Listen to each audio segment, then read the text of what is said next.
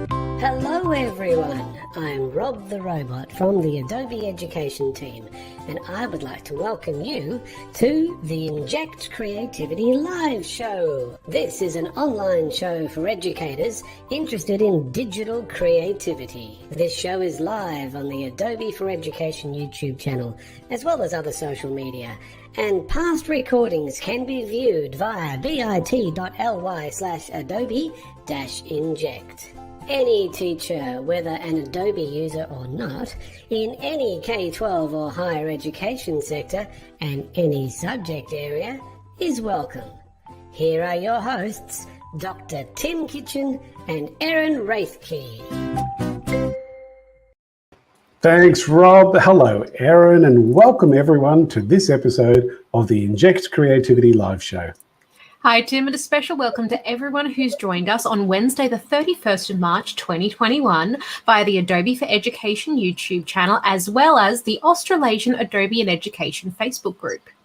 We encourage you to say hi in the chat and let us know where you are from and where you teach. While you're in the chat sharing a bit about yourself, we'd like to do an acknowledgement of country. We respect and honour Aboriginal and Torres Strait Islander elders past, present and future, as well as all Indigenous people from the lands we reach out to during this event. We acknowledge their stories, traditions and living cultures. We acknowledge them as the first peoples in our lands, the first scientists and the first creatives, and we commit to building a brighter future together. During this episode, Adobe Education leader Adrian Brook from Melbourne will be with us. And our education thought leader for this evening is the award-winning Michelle Dennis, who's also an AEL from Melbourne.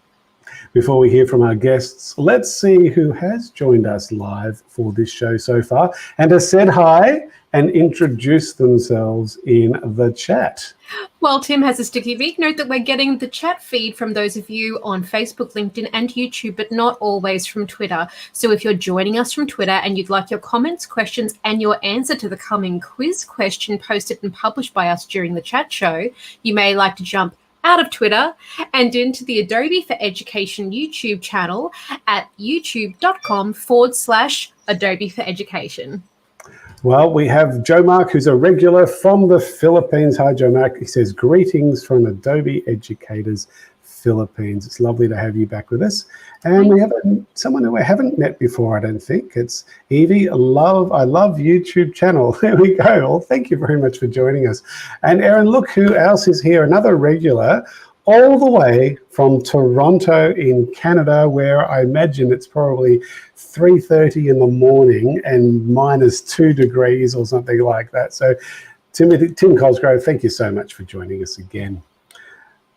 Double Chook, he's been here a few times. He's saying, hi, Tim and Erin. Mark C here from Darwin. It's Mark Christie from the Northern Territory Department of Education, alias Double Chook. He'll have to explain why that is.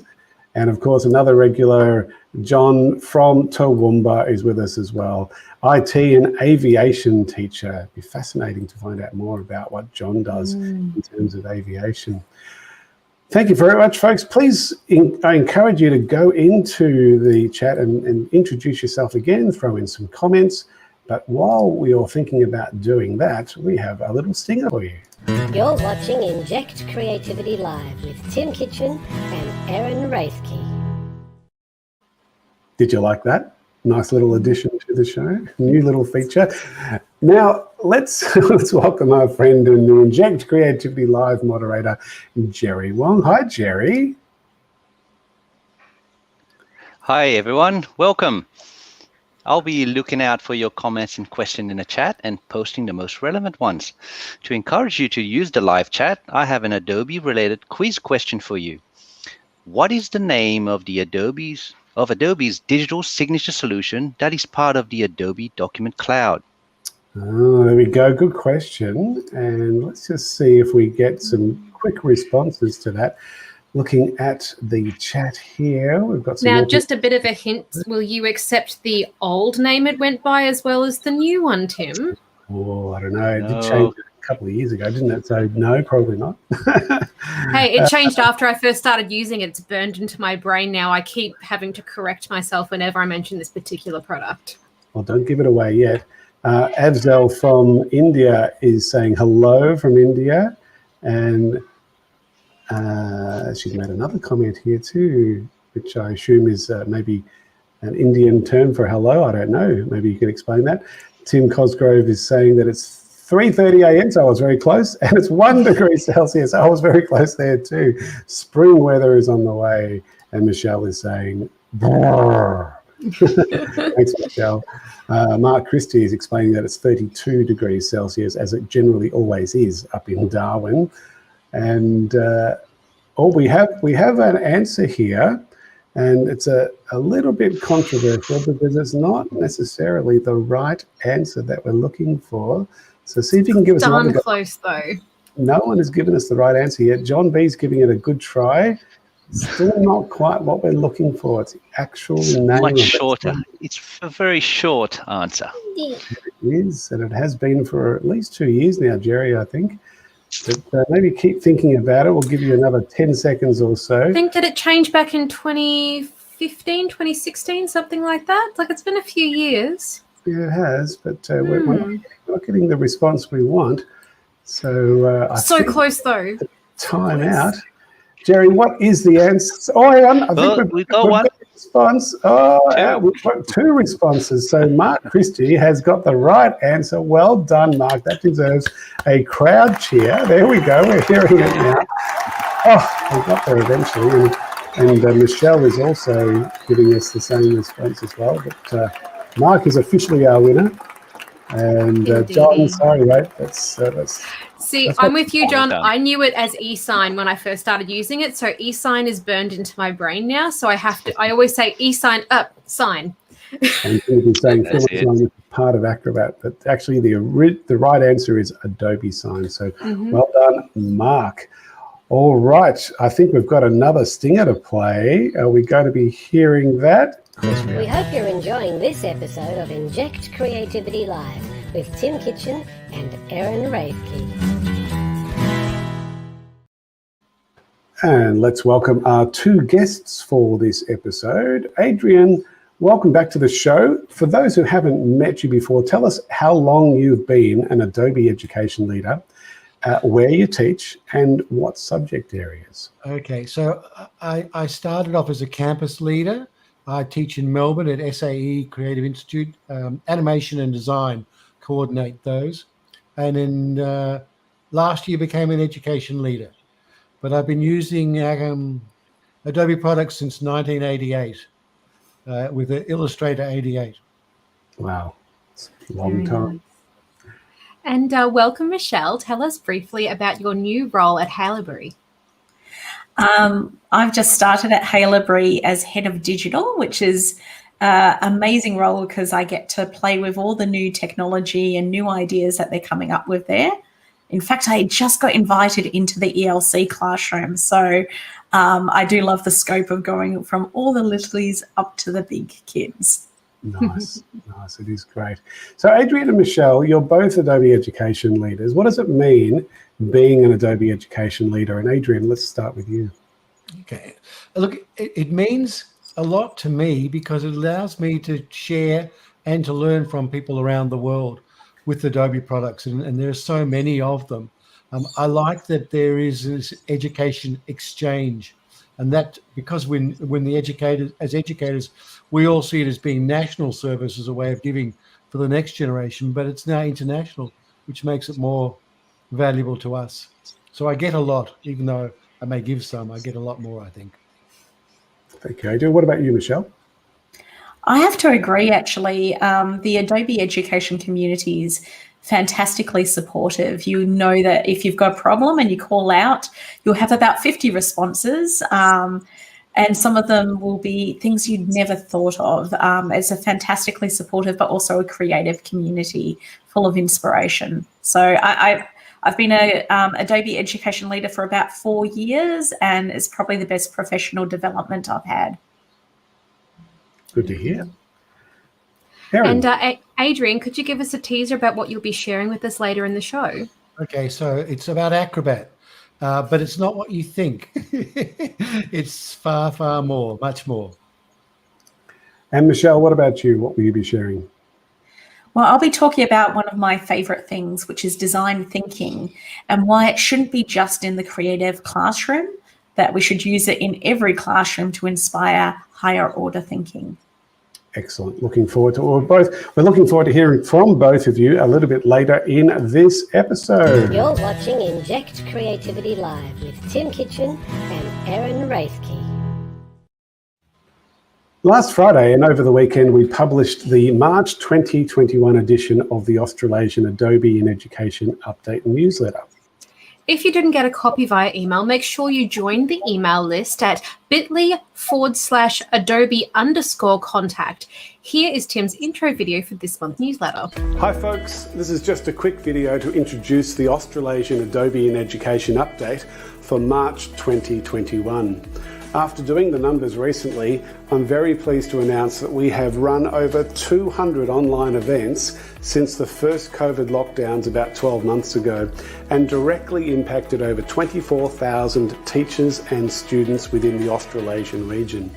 I'd like to take this opportunity to thank the Australasian Adobe education leaders who have been such a vital part of many of these engagements, especially the Inject Creativity live shows every second Wednesday night on the Adobe for Education YouTube channel, and the Get to Know Your Adobe Apps webinar series that we're continuing to run until May this year.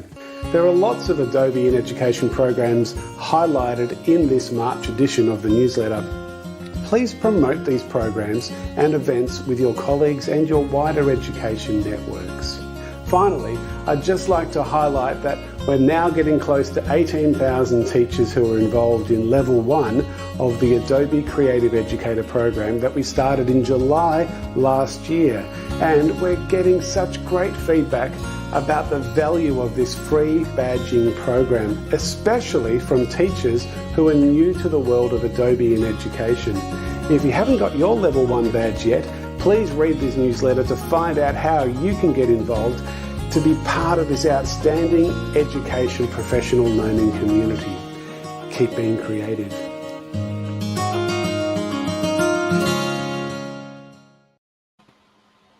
To all Victorian Department of Education training and New South Wales Department of Education teachers, during the coming Easter holiday break, I'm running a 2.5-day Premiere Pro workshop intensive session for those Vic DET and New South Wales DOE teachers and students from years 9 and up. We're calling this the Adobe Holiday Video Challenge.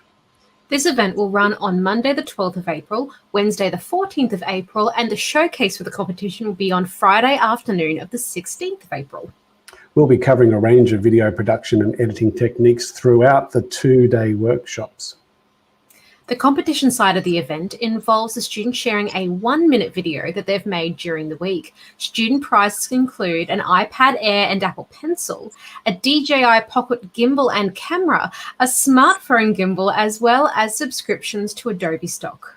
You can find out more via bit.ly/Adobe-video-workshop-21. And Erin, we currently have just on 100 students registered and about 33 teachers from 33 different schools. So it's going to be a fabulous event. Looking forward to it. I bet you're going to get some great examples out of that too, Tim. Hopefully we can get a sneak peek at them after the competition's over. I'm sure we will. Hi folks, we are about to be inspired by an AEL, an Adobe Education Leader. AELs are passionate about the use of Adobe tools to inspire creative learning and teaching experiences in the delivery of either primary, secondary or post-secondary curricula. The first step to becoming an AEL is to be an ACE, an Adobe Creative Educator, via edx.adobe.com/Adobe-Creative-Educator. You don't have to be an Adobe expert to be an ACE, just a teacher interested in engaging students through creative digital learning experiences.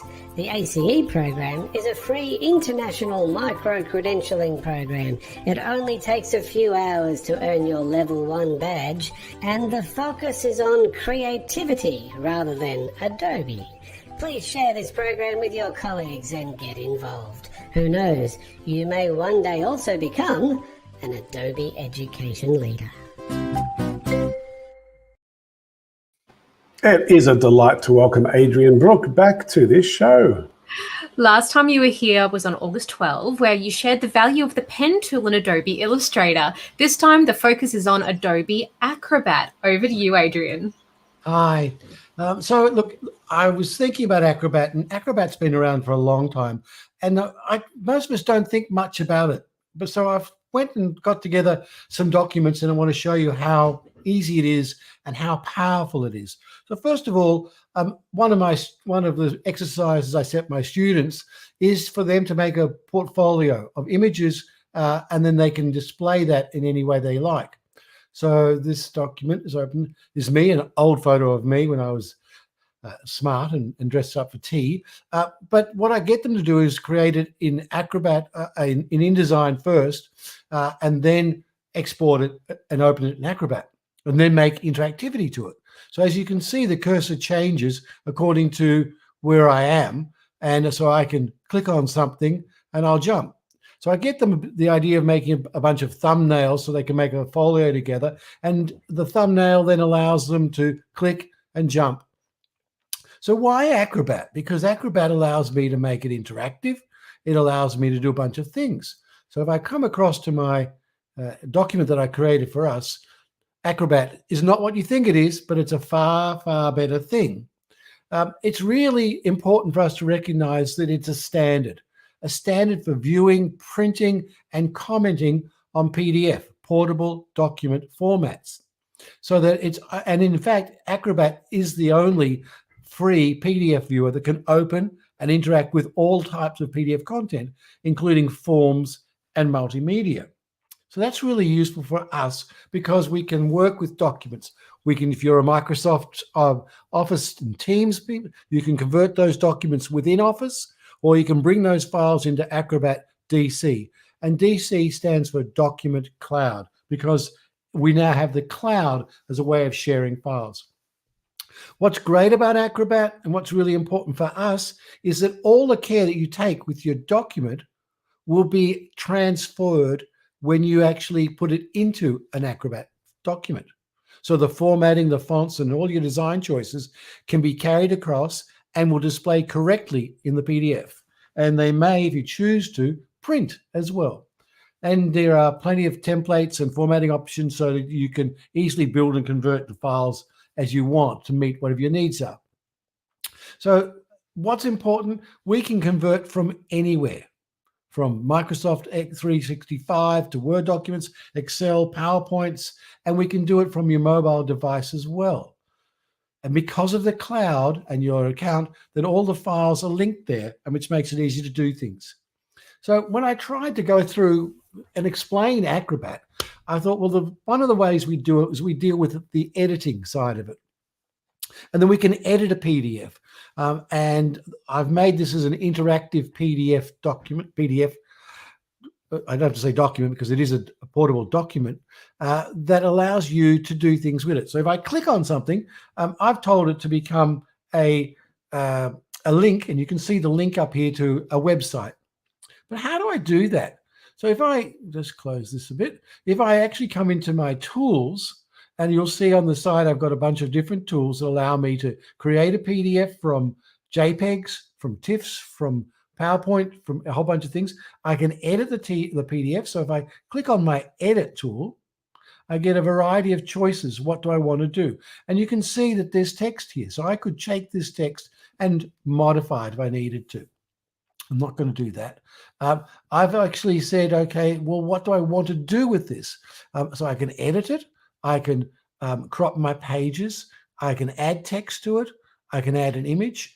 I can make a link, and I've made a link here. So if I actually click on the link page and add a web or document link, you'll see that here it said, make it an invisible rectangle. Actually, cancel that.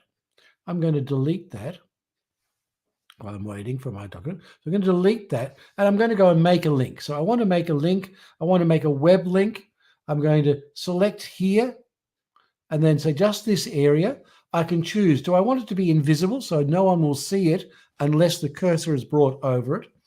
If I say it's invisible, then we want to give feedback. Because how do I know that I've done something without either visual or oral feedback? So I'll make it go invert. And then I can say, look, go to a page view. I can open a file. I can open a web page, or I can make a custom link. Send an email to someone if they click on this button. But I'll just make it as being open a web page.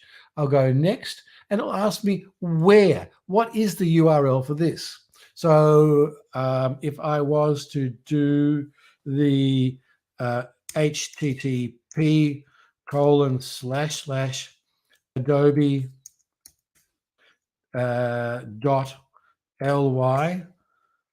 .ly/ACE, which you all saw before, and say, okay. And then I come back and say up here, let's close that. It'll save my document. You'll see that the cursor will change shape when I get over an active thing. And if I click on it, you'll see it's inverting. And then it will say, because of security, it will say, do you want me to do this? And part of the value of Acrobat is its ability to secure, to restrict editing, printing, or access to files. I'm going to say allow this one, and then it jumps to that site, which we saw before. Okay, I'm not going to wait for it to load, but that's what you got. Now, we can add comments. So if I'm sharing this document and I want to add comments, I can click on because I'm in editing mode, I can add a sticky note. And when I come and click a sticky note here, it says something like, boringly, this is a sticky. Right? If I can write properly, type properly, done that. All right. And then when I post it, I could actually send this to someone if I needed to for comments, or I can highlight stuff. So I could highlight this text. I've made it actually difficult because I've actually made it an interactive side of it, but I can do that. Let me move on from that. So I'll say, okay, close that. If I wanted to get rid of that sticky note, I come back in there and select it and delete it. All right, done. Next, go back into my editing mode so I can create it. I can edit it. I can export it. So I've said all these things where you can recognize text. So if I've got a PDF document like this Acrobat reference document, and I come to a particular page like combining files, I can actually select the text, export it, and do things with it. I can import and bring that in elsewhere. Let's go back to my Inject file, the one that I've created for today. I'm going to close. Come on. It's a bit slow for me. Okay, so we can recognize the text. We can combine files. I've got 2 PDFs. I can join them together. I can reorder pages. I can delete pages. Well, let me see about this. So if I go into my tools up here, and I want to organize my pages, you'll see all my document in the various pages. Sometimes they may be in the wrong order, and I can drag them into new orders. But I can also delete them. Are you sure? Yes, I am. And I'll delete this one too and say, okay, it's reprocessing. Waiting and waiting. Okay. Once I've done that, and it'll take a little bit there, I can then decide, well, let me have a look at this document. I'll close my editing side of that. I could have, in fact, have extracted some of these pages. I could have inserted new pages. I could split this document into several documents. Close that. Let's go back into my file where I am. Go down, down, down. So I can rotate, crop, and split the thing. I've said all that. Sharing. That's really important. I can share this document by the cloud. You don't have to have Acrobat to be able to open it and make comments. I can protect it, meaning if I don't give you the password, you can't open it, and you can unlock it with a password. I can compare versions of the file if I need to. Let me go further because this is important. When I have a document and I need everybody in the team to see it and to approve it, I can request signatures so that when they've seen it, they sign it, and when I go to signing it, it will actually say sign here. So we'll have a look a bit later on with stamps. So if I want to fill it and sign it, can do that. And in this document, which I think Tim will send out to you later, I've put a bunch of links to all of the Acrobat Learn Help Support files, which makes it really easy.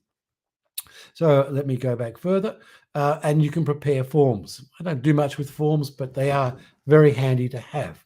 And it's also mobile. So Acrobat Reader works on all of your operating systems, and Adobe Scan allows me to use my phone camera and scan a document, and then be able, with OCR, optical character recognition, read the text and convert it and do things with it.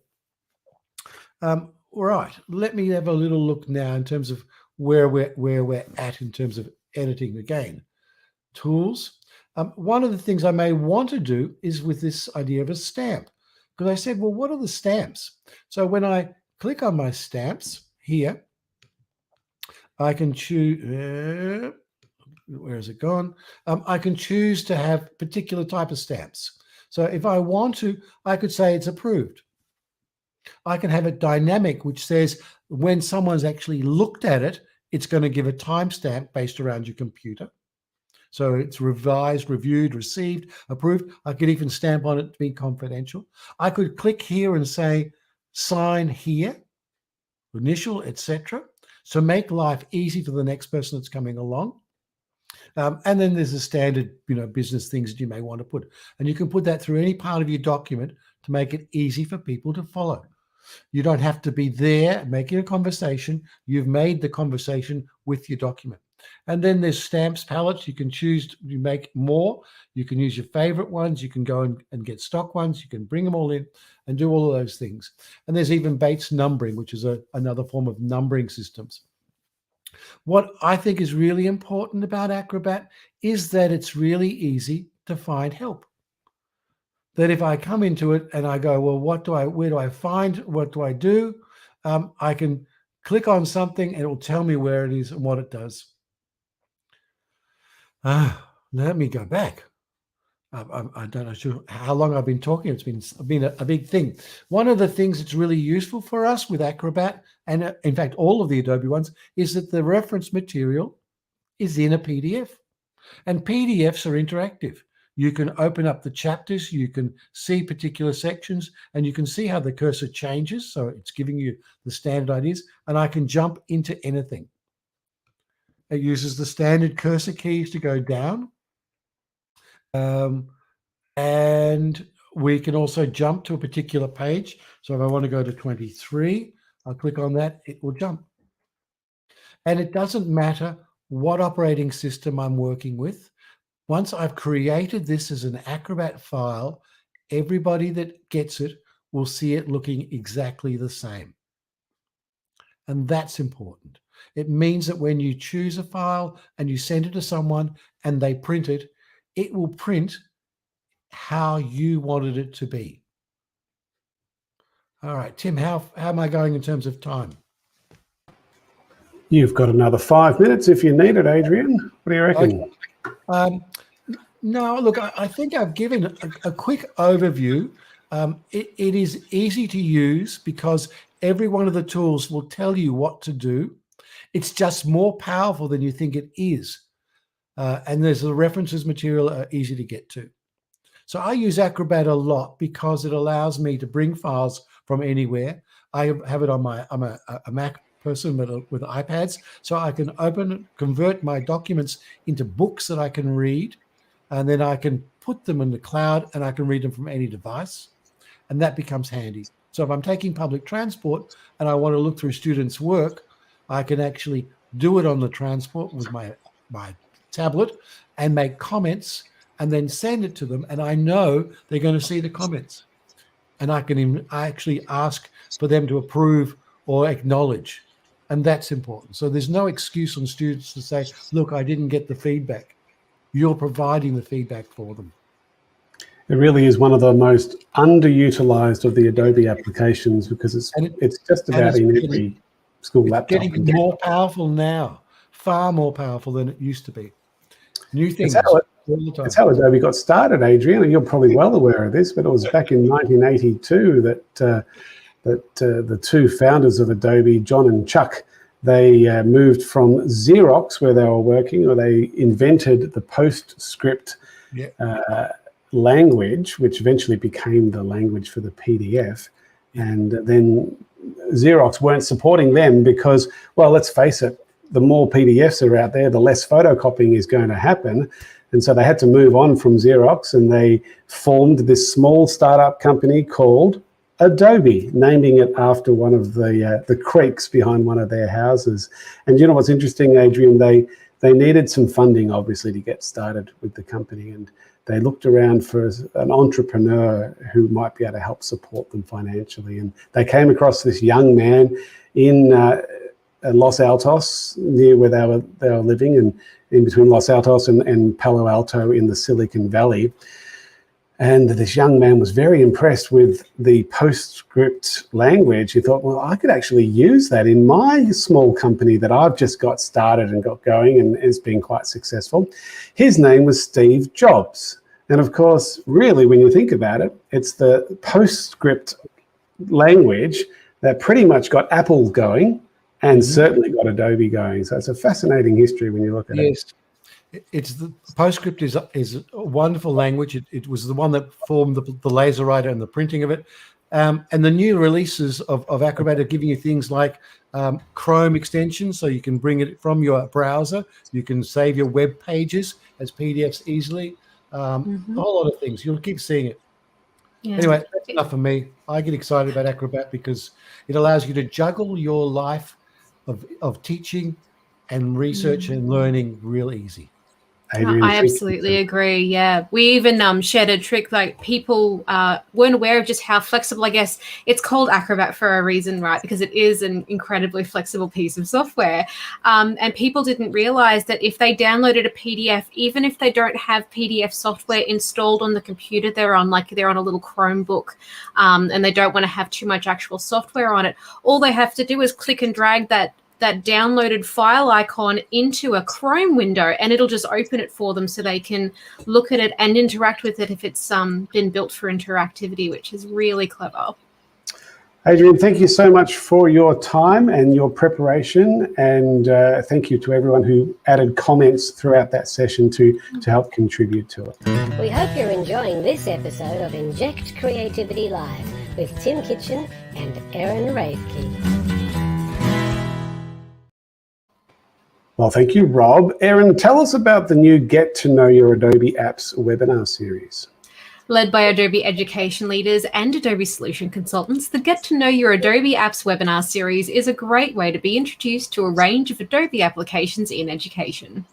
There are three categories, one aimed for teachers of years 4 to 9, one for senior secondary teachers, and one for post-secondary or higher education educators just like me.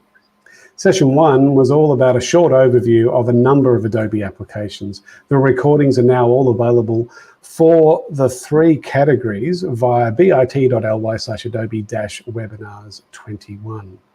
Session 2 for Year 4 to 9 teachers has a focus on Character Animator, Photoshop, and Acrobat.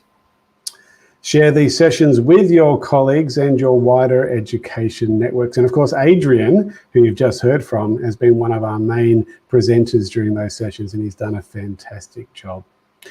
Macquarie University, Venture Cafe Sydney and Adobe are collaborating on a special project to create the world's longest digital mural to help celebrate Earth Day on April 22.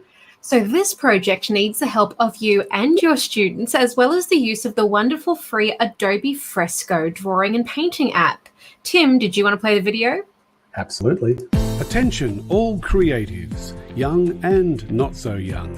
To help celebrate Earth Day, which this year is on Thursday the 22nd of April, Adobe, Macquarie University and Venture Cafe Sydney are collaborating to create the longest digital mural in the world, and we need your help. If you have an iPhone or iPad with iOS version 13 or later, download the free version of the Adobe Fresco app via the Apple App Store. It's also available on recent Windows 10 touch devices. Adobe Fresco is a free and simple to use digital drawing and painting tool. You can sketch with a range of digital pencils and pens and paint with watercolors, oil paint, and even charcoal. Just like Photoshop, you can work with multiple layers and insert your own images. There is no limit to what you can create with Adobe Fresco. For the Earth Day mural, work with Adobe Fresco to base a creation on an environmental theme and share your climate literacy with a global audience. Some great tutorials on Adobe Fresco are available at the Adobe Help Center via helpx.adobe.com/fresco/tutorials.html. More information about how and when to submit your mural contribution and other Earth Day celebrations with Venture Cafe and Macquarie University can be found via bit.ly/earthday21. And I had a meeting today with the Earth Day team from Macquarie University and Venture Cafe, and the link to submitting your entries is soon to come up on that site. It's not there yet, but it doesn't stop you from actually creating your entries and encouraging your students to also create lots of entries, because we'd really love this to be the world's largest digital mural. It's going to be great.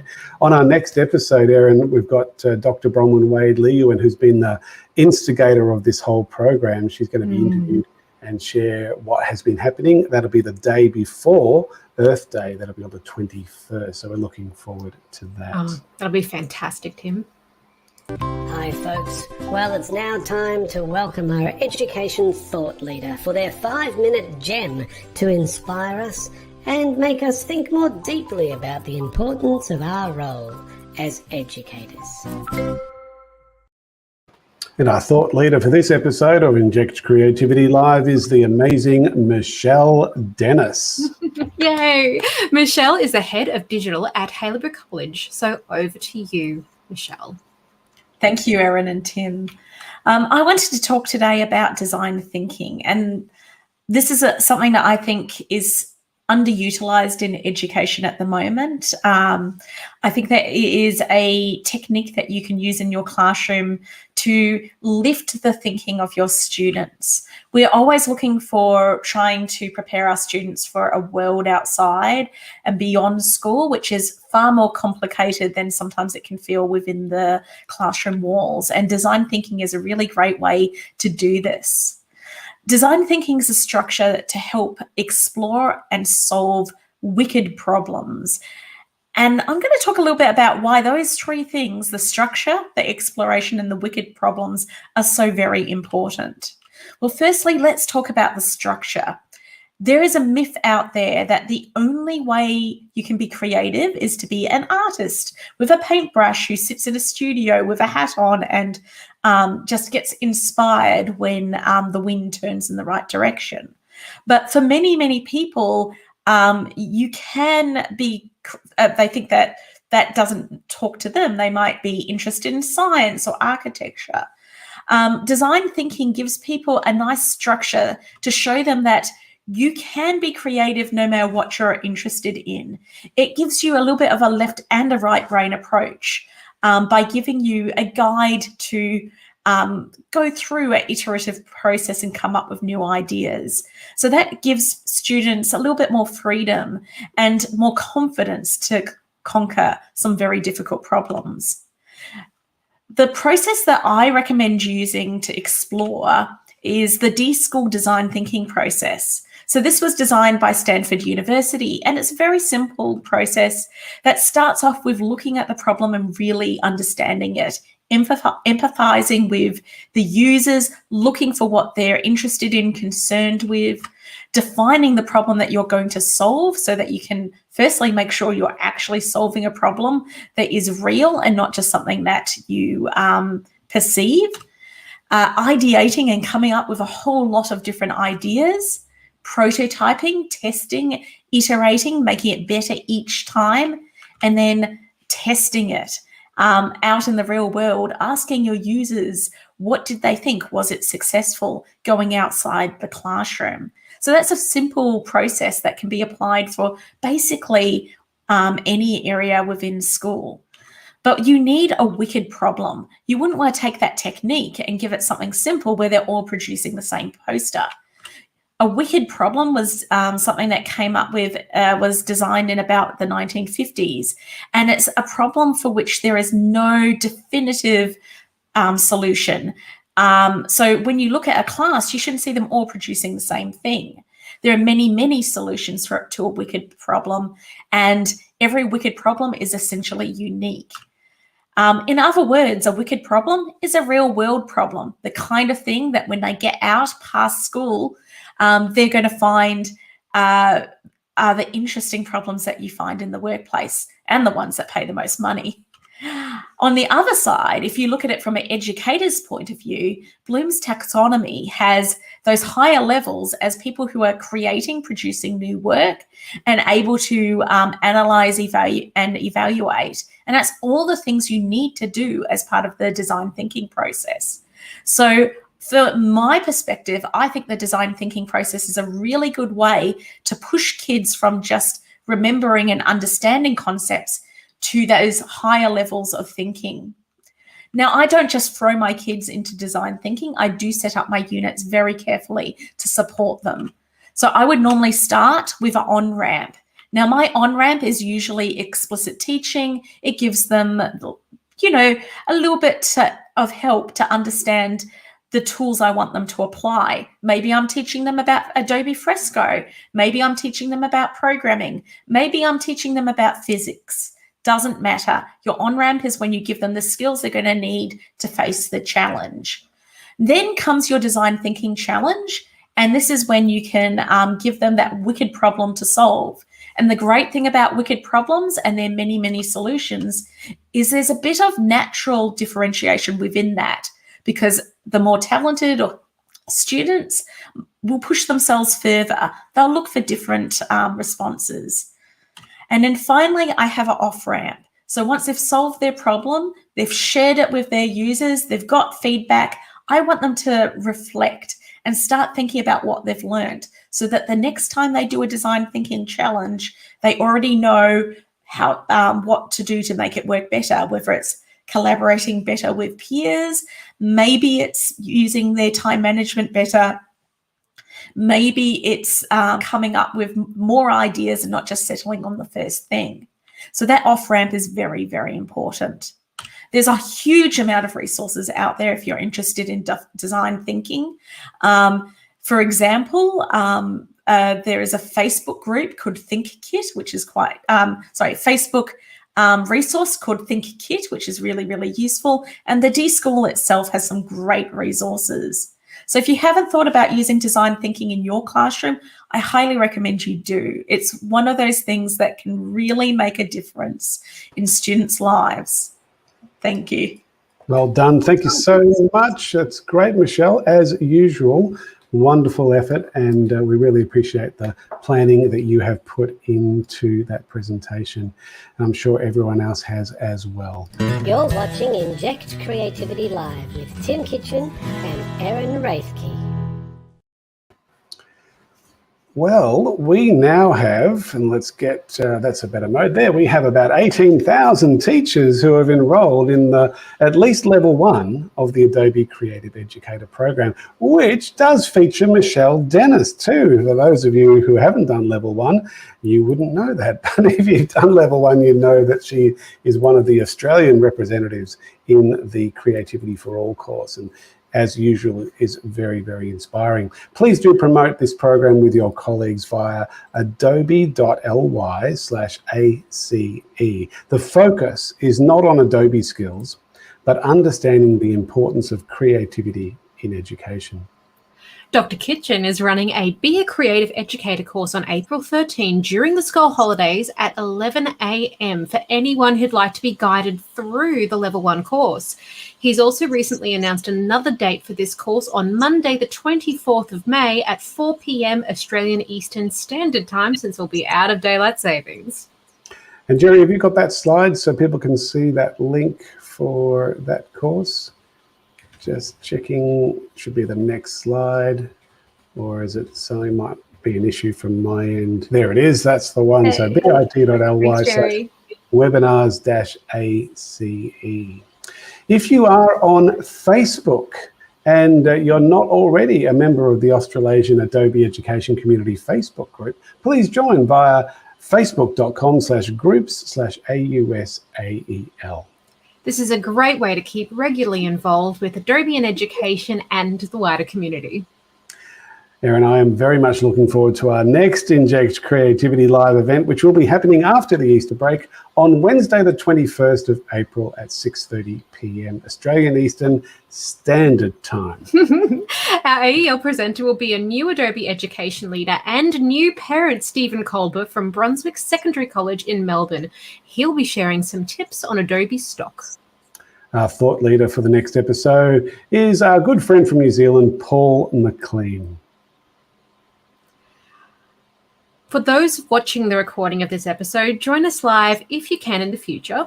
It's always much more fun and interactive when you're live. For those watching live, get ready to move to bluejeans.com/kitchen.adobe for our fireside chat, and we'll see. Oh, will we see them all in 2 weeks, Tim, or do we have a little break?